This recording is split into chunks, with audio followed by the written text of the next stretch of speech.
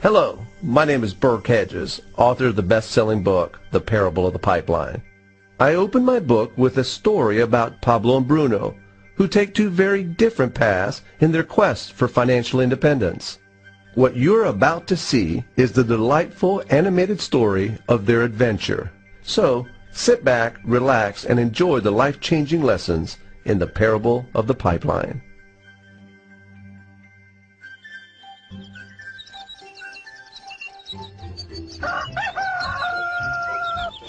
Far away, in a small village, near a beautiful valley, lived two friends, Pablo and Bruno.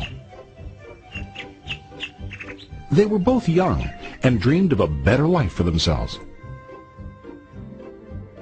They'd often discussed their dreams about how they would become the most successful men in the village. They weren't afraid of hard work, and they searched for opportunities to help realize their goals and achieve their dreams. One day, an opportunity presented itself.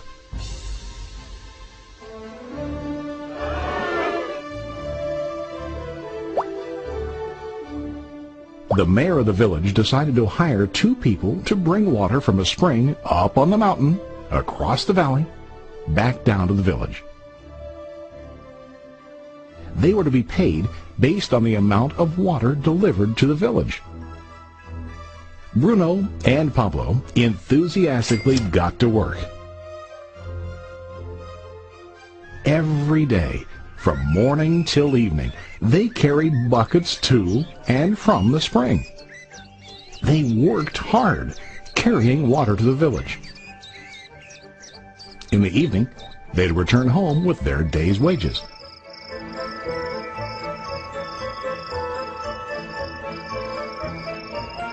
Bruno was satisfied with his work and the money he earned. He was sure that with this work he could achieve his dreams. Bruno thought that to increase his wages he could use bigger buckets to bring more water each trip.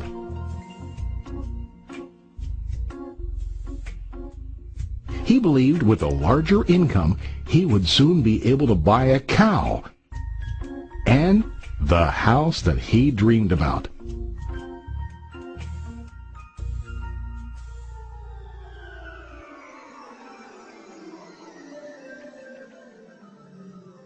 Now Pablo was not satisfied.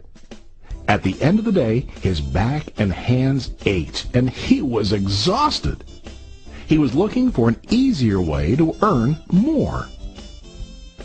One day an idea occurred to Pablo.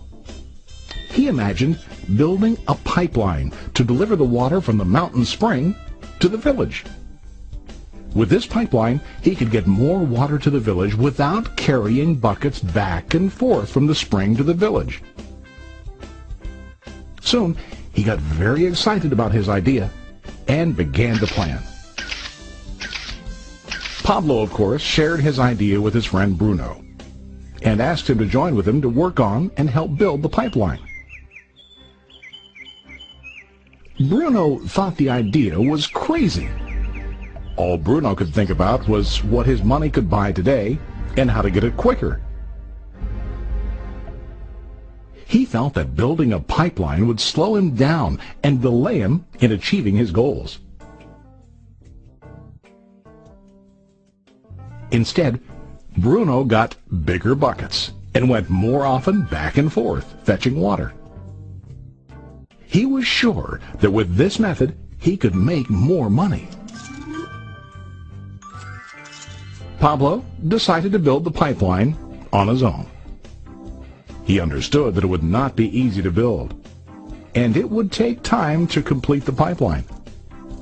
Pablo knew that it could take several years to finish, but he set his mind on his goal. Every day he worked and carried water like before. But on weekends and during his spare time, he worked hard to dig in the rocky soil and build his pipeline. In the first month, there was little to show for his work.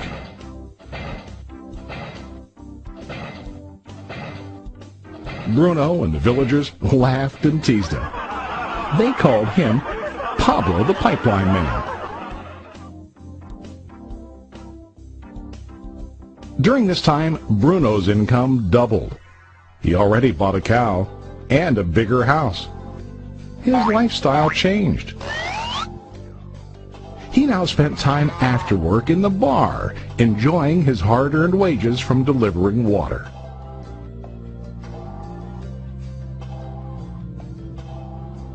What Bruno didn't realize was that his body was starting to stoop from carrying the heavy buckets every day.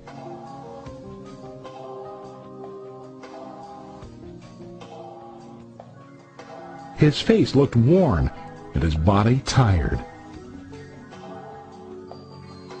Soon, he began to carry less and less water due to the wear and tear on his body.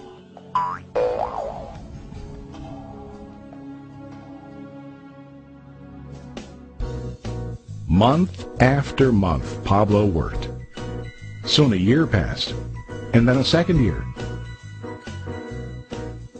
Finally, Pablo finished his pipeline.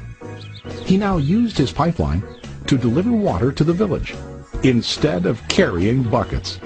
Pablo was now earning more money than ever before. The water continued flowing to the village, while Pablo wasn't working. While he slept and ate, the water flowed. Pablo was happy and proud of his insight, persistence, and hard work. Now his income flowed as long as the water flowed through his pipeline.